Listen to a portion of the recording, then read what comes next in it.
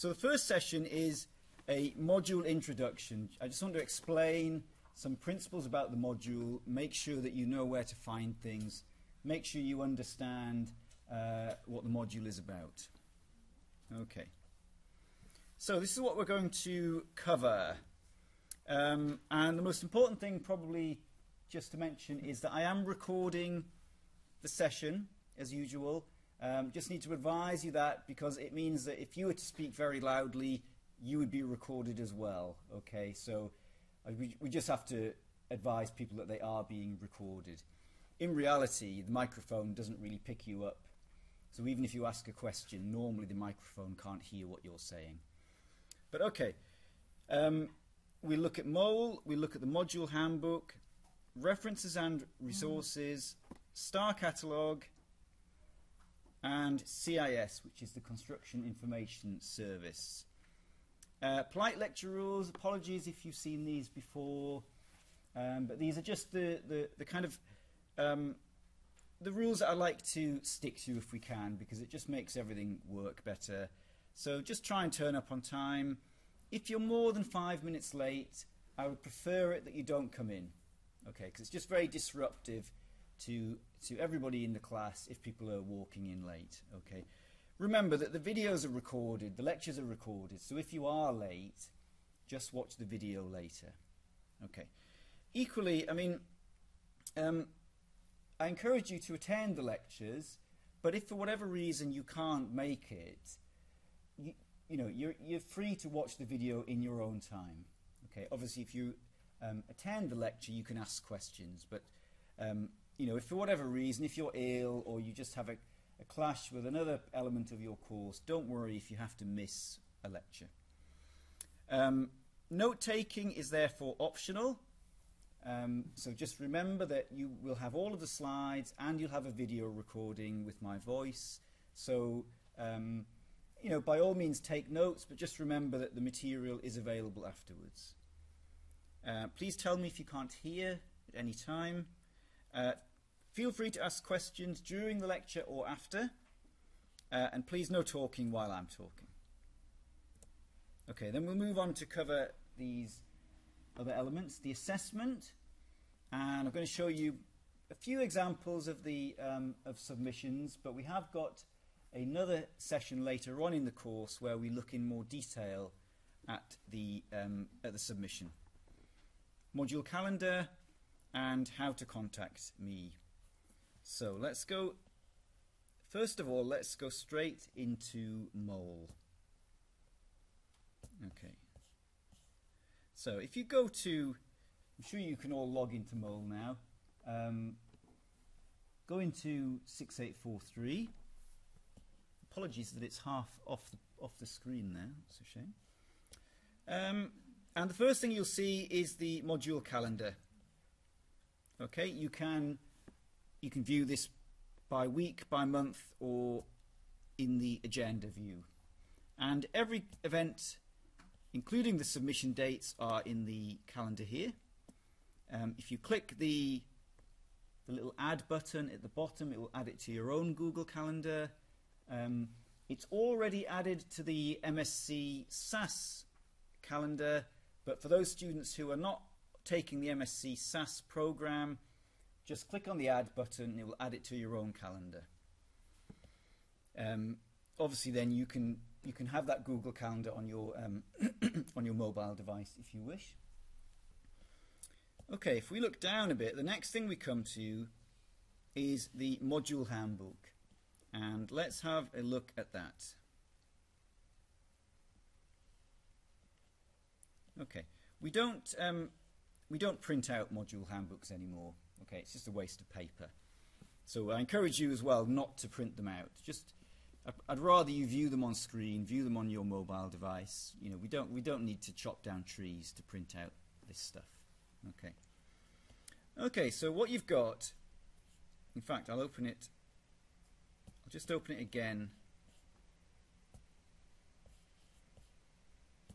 so that you can see it slightly larger.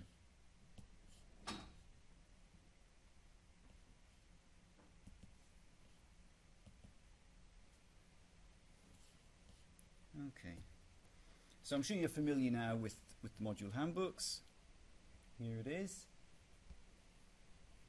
I'm Aidan Hoggard, for those of you who haven't met me yet. I'm the module coordinator for this module. In this module I don't do all of the teaching. I do most of it, but we'll have other lecturers also contributing to this module. Those are my details there. Phone number and my room location, which is in the Arts Tower. And just to cover it now, in terms of contacting me, 3 ways of doing it really. My preferred way generally is if you could send me an email and just explain what the issue is, then I'll contact you and arrange a meeting. That tends to work best for me. Secondly, knock on my door. If I'm there, I'll try and respond. If I'm really busy, I might be there, but really busy, I'll have to send you away, okay, and arrange another time. And then thirdly, you can call me. My mobile number is on the bottom of my emails. I'm sure that's all gone out. You've had an email from me. So that's my room phone number. If it's a real emergency, which is unlikely in terms of building physics, but if there is a real emergency, call me on my mobile. Okay. I mean, equally, I get emails on my mobile as well. So. Okay. So let's go into the module handbook. This is really the kind of this is the main premise of the module. Through lectures and workshops, this module provides students with a conceptual and practical knowledge and understanding of a range of techniques in building physics that can be applied in sustainable design. The key principles that will be addressed are the physics of heat and thermal comfort, the physics of light, the physics of sound. Additionally, resource use should be addressed in relation to energy, water and materials. The aim is to provide a toolkit of techniques and to encourage students to evaluate and/or integrate principles of building physics in sustainable design projects. Now, we deliver the module in a way that we hope is most useful to you. It's not overly heavy in terms of calculations and mathematics. There are some calculations, there are some equations that we give you, but generally we're kind of foregrounding understanding and application over kind of complex mathematical equations.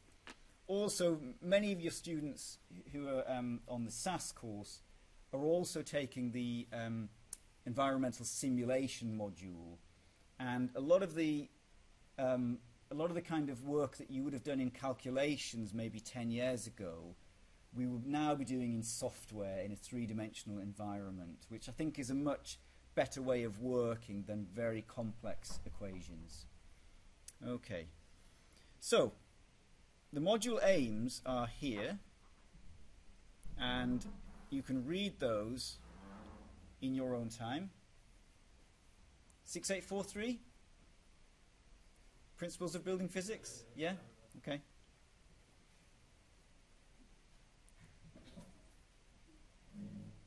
So I'm not going to read out all of those module aims, but please read that in your own time. 15 credits. It's a core module for SAS students, but we have students from other programs as well. Changes to the module since last year.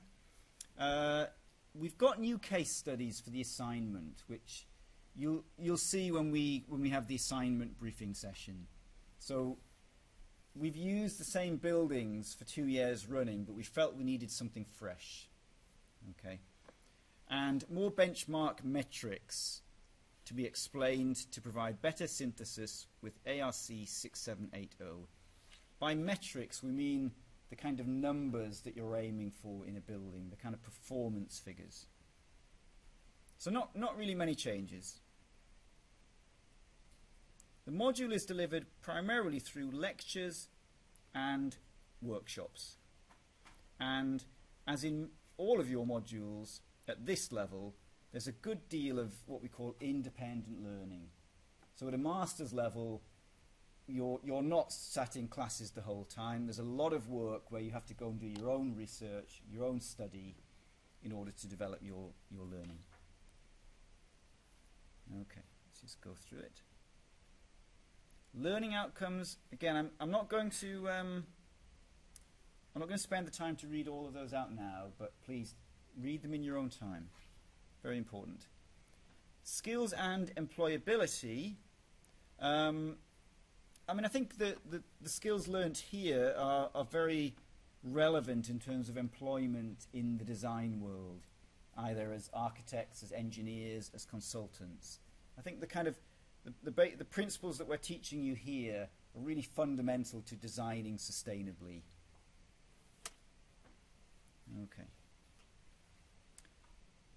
Timetable. Well, the timetable is in the handbook,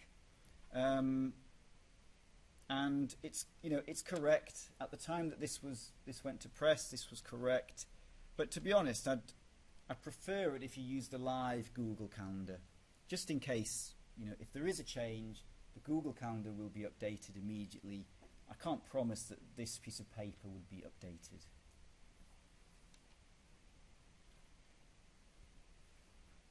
Broadly speaking, the module runs from now until Christmas. The lectures and the workshops, we kind of pack them quite closely together in the next 6 or 7 weeks. And we do that deliberately so that by the time you start your design studios, these lectures, I think these lectures finish in week 7. So it means that you get into your design studios, you've not got these lectures to attend anymore. So we kind of pack that into the first 6 or 7 weeks. The same as 6780. Your submission for this module is after Christmas. So what we've done deliberately is those of you who are taking 6780, that submission is before Christmas. This submission is after Christmas, just to spread the workload a little bit. For the MSc SAS students, this submission date normally ties in with the date when your studio field trips will begin. So normally you submit this either on the day that you go on the field trip or very shortly before you go on the field trip. Okay.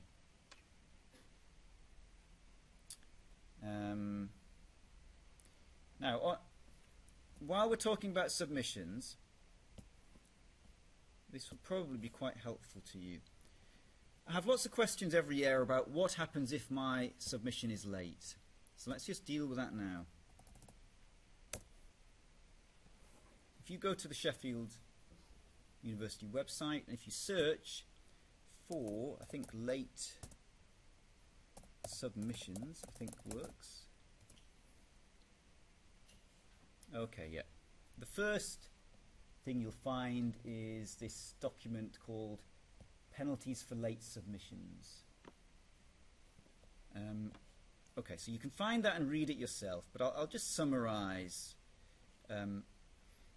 Basically, the university rules are, if you've got a good reason why you need to submit late, you need to just provide us with a little bit of evidence. Now, if you're ill, you can self-certify. So again, if you go to the university website, just type in illness. There's a form you can download. You just fill it in yourself and say, I was ill for 3 days, and it's affected my work by 3 days. And we don't need a doctor's note. For anything up to 7 days, you can just self-certify yourself. Okay, so very useful, very important. If you are ill, get that form, fill it in, send it in to me. Okay, and then we've got it on record that you were ill for say 4 days, and if you needed a 4-day extension for any submission, then we could grant you that because we've got the evidence. If you have special circumstances over 7 days, there's a different form you need to fill in, and then depending on the issue, we need some evidence. So if you were say ill for 3 weeks, we would need a doctor's note for that. But all the guidance is in there. Okay, so if you've got a good reason for submitting late, then you won't be penalised. If you submit late and you don't have a kind of good reason for that, then we can't grant you an extension. And the university insists that we must apply penalties. So these are the penalties.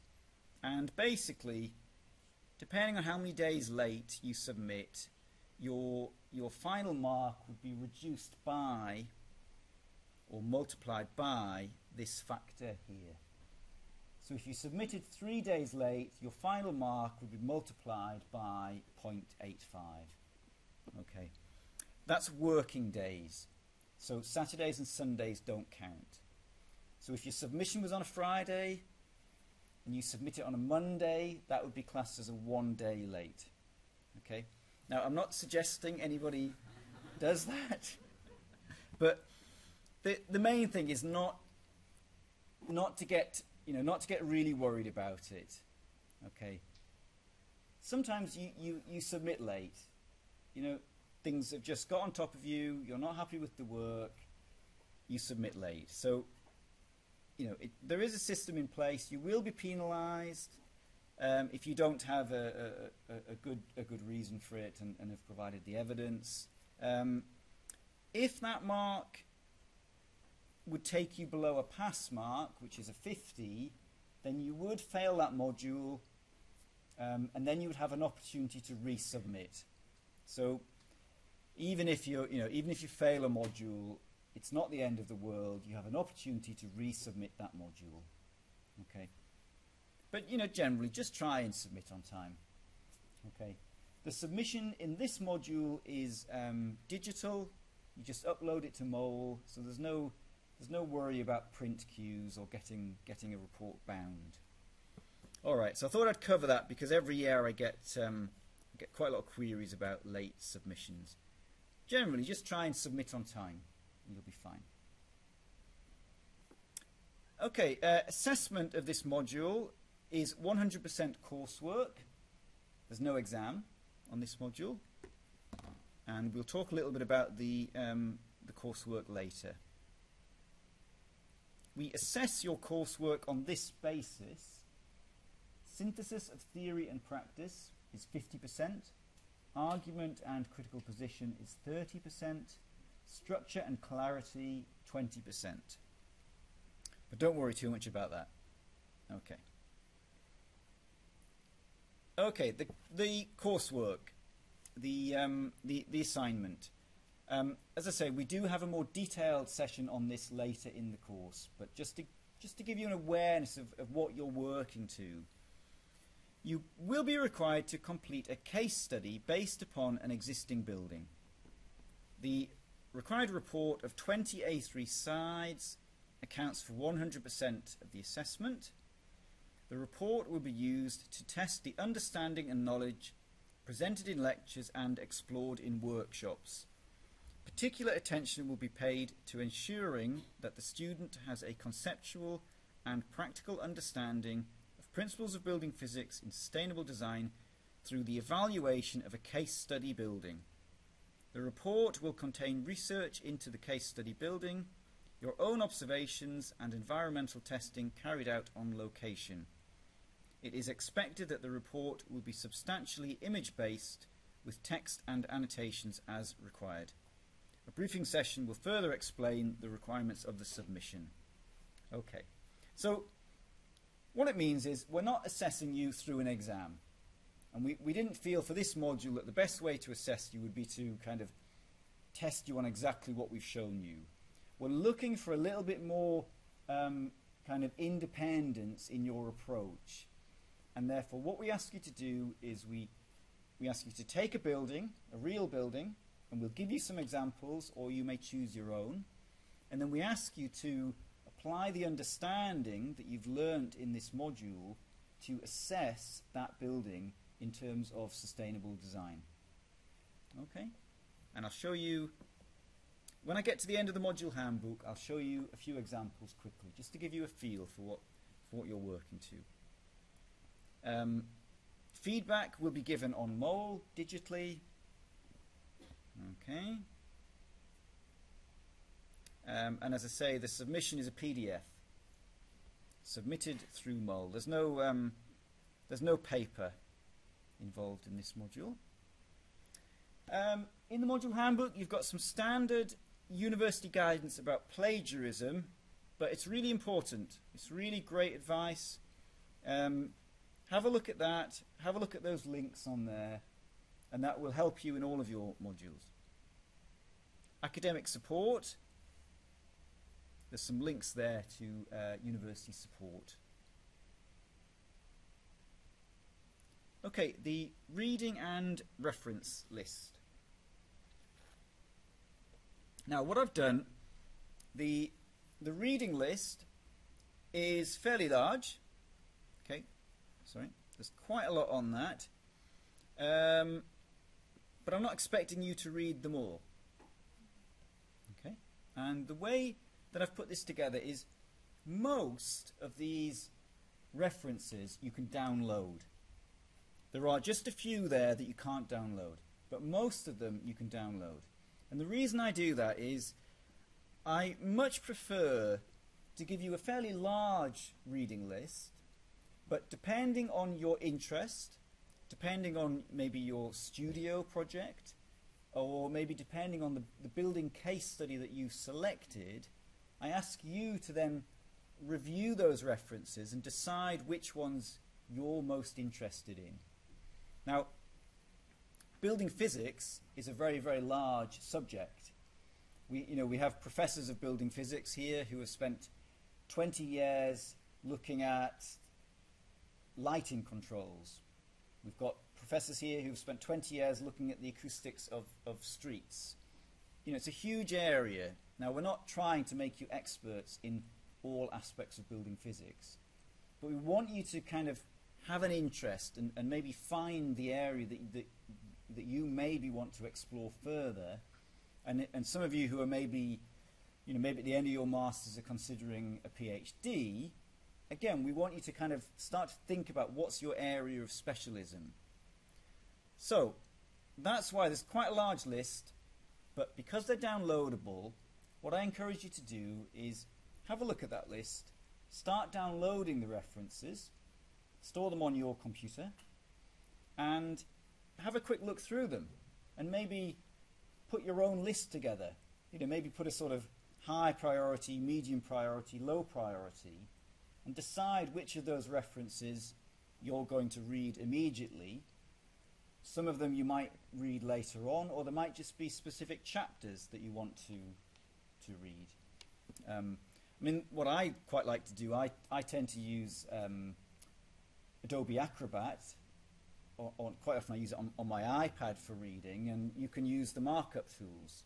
So what I quite often do is I'll get a book, I'll go through the contents, and I'll kind of red mark the chapters that are most interesting to me, put a few notes, and then when I pick it up at a later date, I've got my my bookmarks to tell me which sections are most relevant.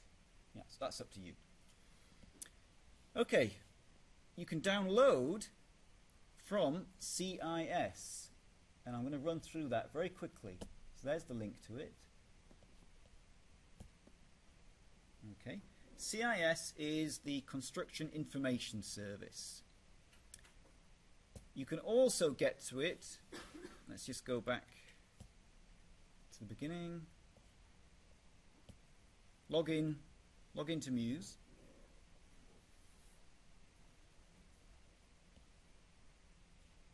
Go to My Services Star Plus.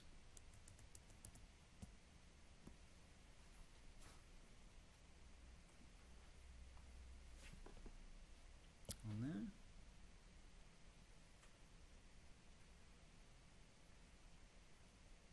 Slow.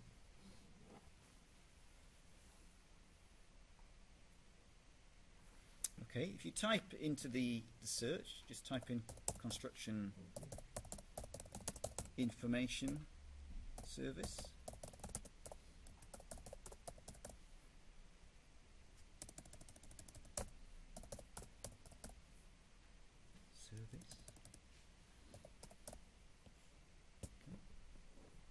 Apologies, I know I've shown this to some of you already, but I thought it was worth going over it again. So there is the workshop this afternoon is to look at the software climate consultant. click on view it.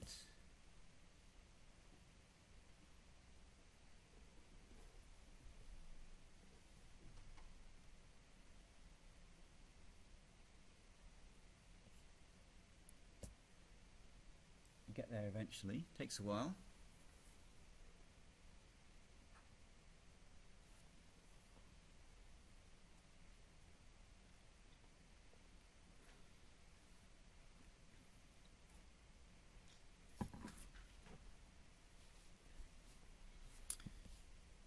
Over on the right, connect to the service. And then there are a number of different services under there, but the one that you really want is this one, the Construction Information Service here. Click on that. And that takes you into an online library. And it's a library that we pay for, we pay to have a subscription for. It is heavily construction based, but there's a huge amount of documents in there. You can just search in here.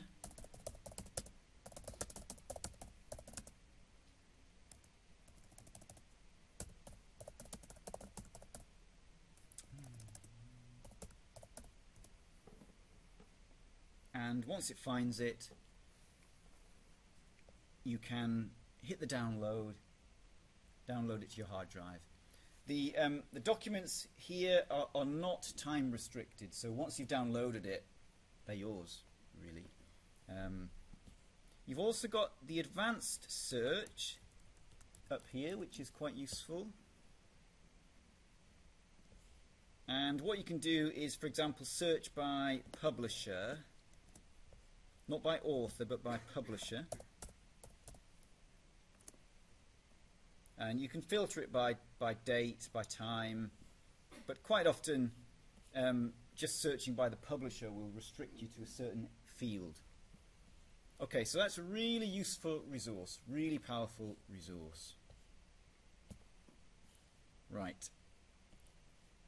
Most of those, as I say, you can download. If you can't download them, like that one there, for example, then it's a more traditional library, and you'll have to go and just get that off the shelves. Okay. Right, just to finish on the module handbook. At the back of the module handbook, you've got the precepts of sustainable design, and I'm going to talk about these in the next session, so I won't dwell on those. Oops. And then final section, research and learning and teaching ethics.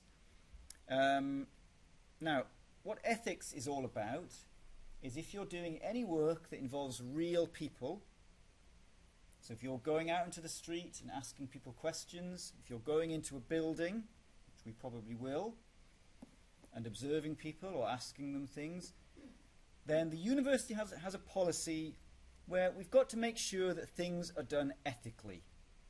So what we can't have is people, students of the University of Sheffield going out and doing kind of inappropriate work with inappropriate groups without checking it. Okay, so it's beneficial all round. Now, it's not terribly difficult, but what it basically means is that you will have to fill in an ethics application. And you'll find this in many of your modules now. When you come later on to do your thesis, again, if you're doing anything that involves real people in the real world, you need to complete an ethics application. All the links are there. I'm not going to go into it in detail here. Our ethics supervisor is Michael Theory, and that's his email address there. So he's our ethics supervisor, director of ethics in the School of Architecture. So Michael is there to help you. But in essence, what you have to do, you have to go online, fill in a description of what you're doing and why. Then you submit that. That will come back in the first instance normally to your module leader or your supervisor to do a quick check. If what you're proposing is all quite normal people, then normally I will just approve it. It will get checked, and you'll receive a receipt to say, yes, your ethics submission has been approved. Go ahead. If you're doing anything with sort of vulnerable people, like if you wanted to go and work with children, or you wanted to go and work with people in a hospital, or let's say you wanted to go and work with people in a prison, that would raise, very unlikely, but that would raise it to a higher level of consideration. And that would then be approved by 3 ethics reviewers. And more than likely, they would want to know more information, and they'd probably want to have a dialogue with you just to understand what you're doing and just to make sure that everything's done correctly.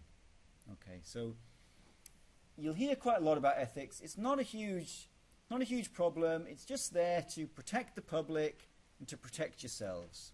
Okay. Equally, and again highly unlikely, if you wanted to do some field work that was considered a potential risk in terms of health and safety, then you'd have to fill in a health and safety risk assessment. I mean, I think for this module that's highly unlikely, because you're just going to be going to public buildings. If you were trying to think what's a good example, if you said I'm going to go and study a building in a part of Switzerland which is up in the mountains and it's minus 20 degrees, and the only way to get there is by a narrow track, then I think we'd have health and safety concerns, but it's highly unlikely for what you're doing. Okay, but again, read the ethics policy there very carefully. Have a look at the links. You will certainly, well, for most students, you'll need it at some point in your course. Okay. Back to MOLE.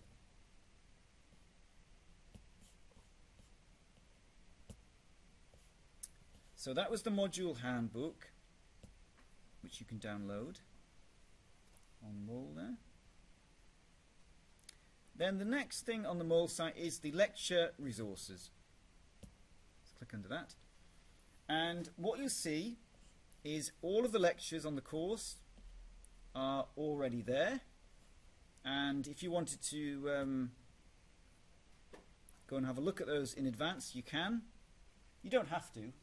I mean, I normally, to be honest, I normally suggest you just wait until you've had the lecture. The videos of all of the lectures from previous years are there already. And if you want to view those, feel free. What I will do, though, is as we go through the module, I normally replace those lectures with the lectures from this year. Certainly if anything's changed, normally my slides are updated each year, so normally I replace that video with the new video. If there was an example where I thought nothing had changed, then I would probably just leave the old video. But the videos are there, and the slides are always there as well. Okay, the video, you can obviously watch it in your own time. You can obviously expand it and make it go full. Workshop this afternoon is to look at the software climate consultant. Okay. My videos are hosted on YouTube, but what I advise you is just view the ones that are on MOLE. If you start going through my whole YouTube collection, you'll find lectures from years ago. You could accidentally be in a lecture that's 4 years old. So just use the links in MOLE. Okay. Okay. Nearly done. Back to the beginning. Example submissions. I'll come to that in a minute. I've put a number of examples from previous years to give you a feel for what work has been done. What I do is I only ever put work which was given a grade A or a grade B. So it's really good work. It's not all A grade work, but equally I don't show anything that's below a B. Okay, just you should aim high. Not that there's anything wrong with getting a C, but aim for an A or a B. So you can have a look at those. This element here, with this sort of piece of paper with the red arrow, indicates a submission. So obviously you're not ready, but when you're ready to submit your work, you click on that,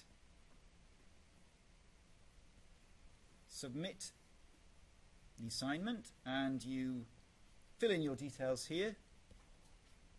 You find your file and you click upload. It's that easy, really quick. Now, you'll hear this throughout the year, Turnitin.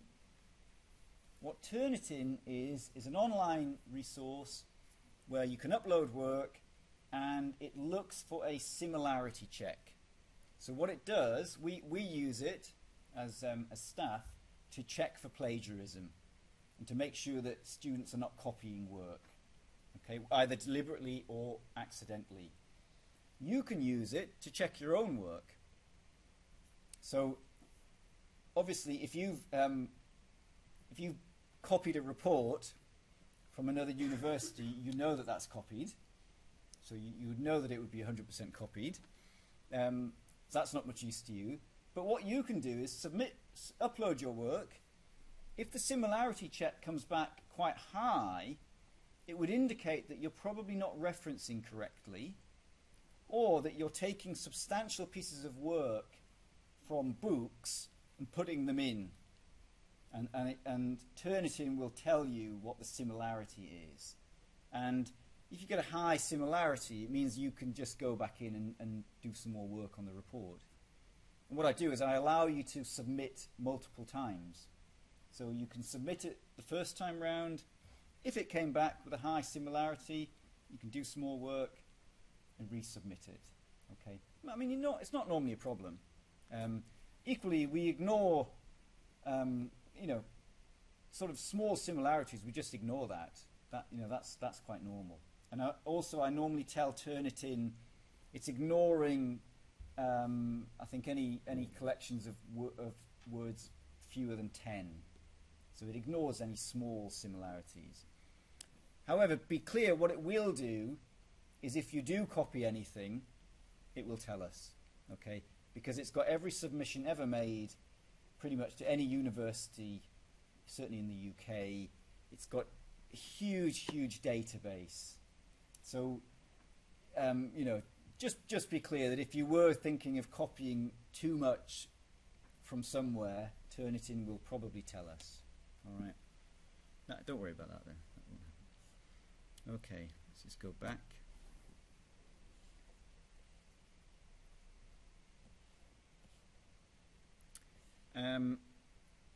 Case study building information, that's greyed out. You don't have access to that yet. I've not finished that one yet, but we'll provide you information about the case study buildings. Right, let's look at a few example submissions very quickly. I'm just going to find a few from last year. Just give me a moment.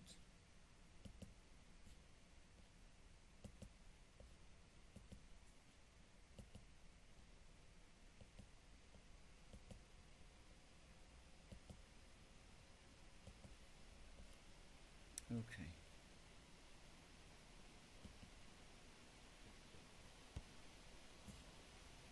So this is a good example from last year, and in this instance the student who was from Spain wanted to choose their own building, so they didn't use one of the buildings that we suggested, which is absolutely fine. So let's have a look through the report. So it's an A3 report. It's digital, but it's kind of A3 in terms of the resolution. So we've got an introduction to the project, a little explanation about the building, and some site analysis, and then just some images of the building. Then looking at the climate data, and this is content that we're going to teach you in the course, how to access this. Understanding the local climate, really important. And plans of the building, which I think the students,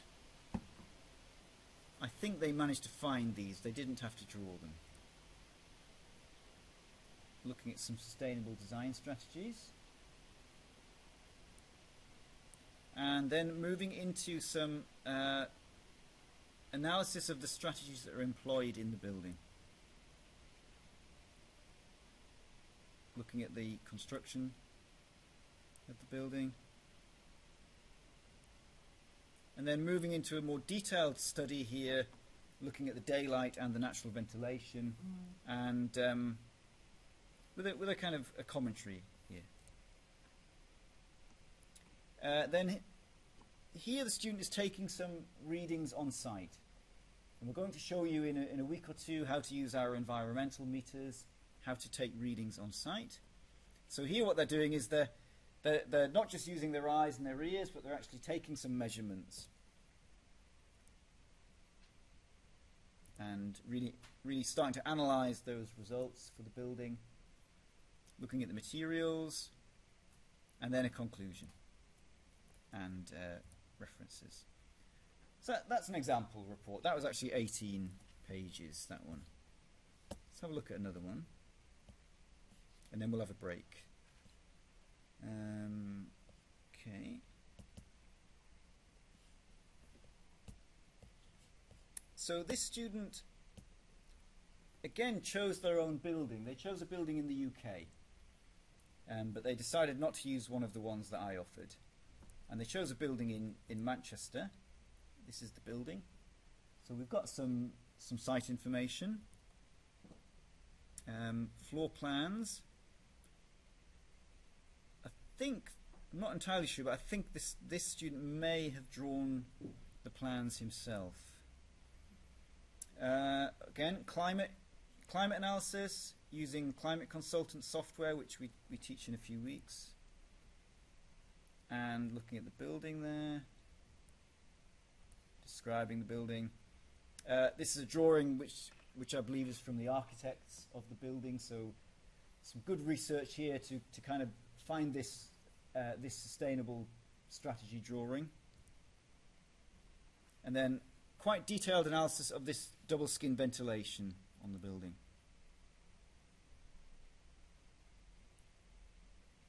Looking at the rainwater system, and then looking again in detail here at the ventilation. Acoustics, the power system. I believe with this building, unfortunately this student could not get good access to the building. So one of the requirements you'll see in the briefing document is you have to be able to get into the building. So you have to visit. Now, he was able to get into the building, but I think he had quite limited access. But he did the best he could. Then he's looking at BREEAM here, so looking at the assessment of the building and conclusions. Okay, so just very, very briefly, we'll look at these in more detail in the later session. But just to kind of give you an indication of the kind of scope of the work that you'll be submitting. Okay, any questions before we have a break?